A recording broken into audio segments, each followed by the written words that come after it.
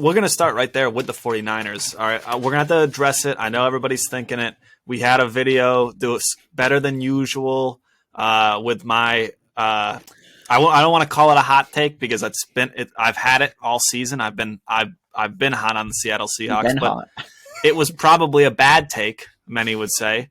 Basically, many did say, I believe.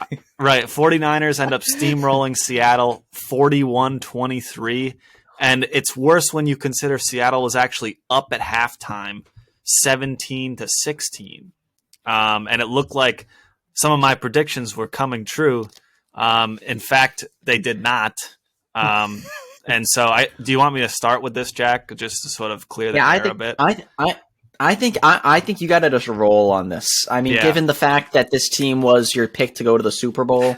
For those who don't know, for those who aren't aware, just got to call that out, right? Given that, I think you got to just. I mean, I have thoughts on it, but I think your thoughts are going to be more interesting here. Yeah. So I'd like the first thing I want to say is my analysis was that this was going to have to be a shootout for Seattle to win, and I thought that Geno, with those offensive weapons, was going to be able to do that. I kind of, plenty of people pointed out to me in the comments that. There was a forecast for a monsoon to come through during the game. And, listen, guys, I'm not looking at the 5-day forecast. We're recording on Monday here. I'm not looking to see what's going to happen on Saturday in San Fran, but maybe I should be, right? Maybe, that's on me. But honestly, as I was telling Jack, Seattle was born in the rain, all right? Raised by it, molded by it. Okay, and oftentimes with these bad weather games, the offense actually does better because they know where they're going to be running and making cuts, and the defense doesn't, right? So the rain kind of held off, but it did rain for part of the game, and absolutely no issue scoring. My whole point about the shootout was that San Fran was going to score a ton of points. They've been one of the best offenses in the league since acquiring Christian McCaffrey, which I didn't think that would be the case either. Okay, so my takes are rolling into bad and worse and bad and worse. But at this point, we're 10 weeks into this. We've seen them just not basically score on everybody except the Saints for some reason, right? So I said if you're going to take Seattle, they're going to have to score a ton, and they were scoring with them in the first half. But the 49ers just never stopped. They came out at the first half. They scored a TD to go up 7. Seattle drove down the field. Geno strip sack fumble. And at that point, it was over because, I don't know, I just didn't see Seattle being able to get enough stops. And it ended up breaking completely open in the other way where San Fran never stopped scoring. They got all the way to 41, and Seattle didn't score again. Or they scored a TD, I think, and then that was it. Yeah, but not much, yeah. Right. So, you know what? I actually think it was right there in the first half. It was if they both scored 14 in the second half, I would have had my exact score perfect, 31-30, and then it just completely fell apart for Seattle. So yeah, no, it really blows up my bracket. But honestly, I think we all saw that coming. What do you think, Jack? Yeah, I was expecting to see your bracket blown up. No, but what I think is interesting about this is the end score looks a lot, not exactly, but looks a lot like what I predicted this game at 14-24. But both of these teams scored more points than I thought, right? Seattle scored a bit more of the touchdowns. San Fran scored 2 more touchdowns compared to what I thought. But if you look at it like that, the sort of end game differential looks like what I thought it was, right? San Fran's going to win by more than one score, and Seattle's not going to put up nearly as many points as them. I mean, that's all, obviously they're not going to win this. Going to win by more than one score, so of course. But this game did not turn out how I thought it was. I did not think Seattle would score this many points. I did not think they would be leading at half.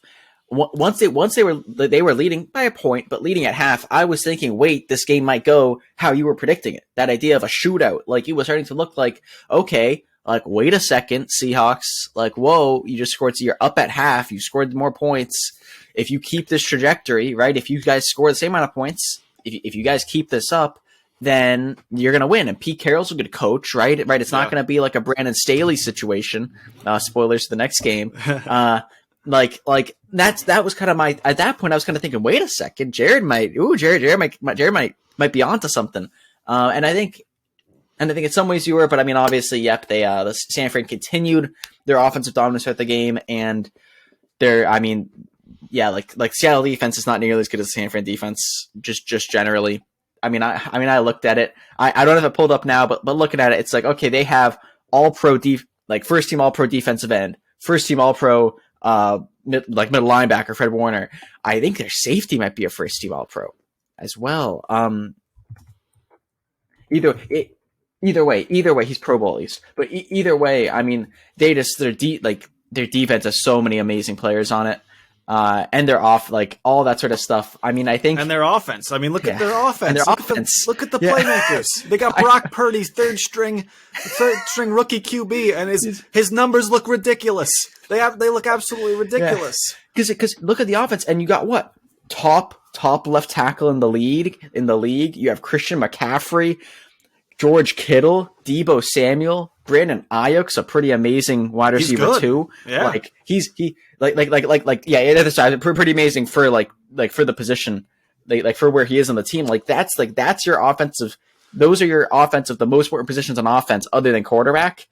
And Brock Purdy isn't met. He's not Zach Wilsoning this, right? There's a lot of quarterbacks in this league. You could put there are a lot of starters on a lot of teams who I don't think would be performing as well as Brock Purdy. Not to say that he's going to be not to say that he's getting a lot of help from being on like a team with maybe the best overall team in the league in terms of not quarterback.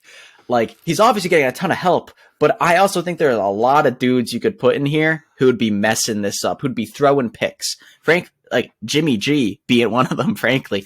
Not that no slander towards Jimmy G, but still, Brock Purdy's in the past 6 games is 13 touchdowns, 2 interceptions or something is his ratio in the games he started. It's something like that. It's 15-2, whatever it is. Like, he's like, yes, he's in this extremely he's in an extremely beneficial scenario to himself, 100%. But he's not messing it up. And there are a lot of dudes out there who you could put in a situation like this who I think would mess it up. Yeah. Definitely tune in the next episode, because we're going to talk about, San Francisco and who they're going to play and stuff like that. But man, they're the only convincing win of the weekend. I mean, if they're not favorites in the NFC, maybe favorites to win the whole thing. I mean, and I don't know, but so do you want to go ahead? No. I just fact checked myself. Yeah, they have a first team all pro player at each level of the defense. Defensive line, linebacker, and their safety, Talanoa Hufanga. Oh, Hufanga, yeah. Is a first team all pro safety as well. They have each level of the defense. They have one of a top 2 player at the position there, which is just of the defense. Crazy. Also offense is great, but it's crazy. Anyway. Let me play QB, like we've said. Just let me play QB on that team.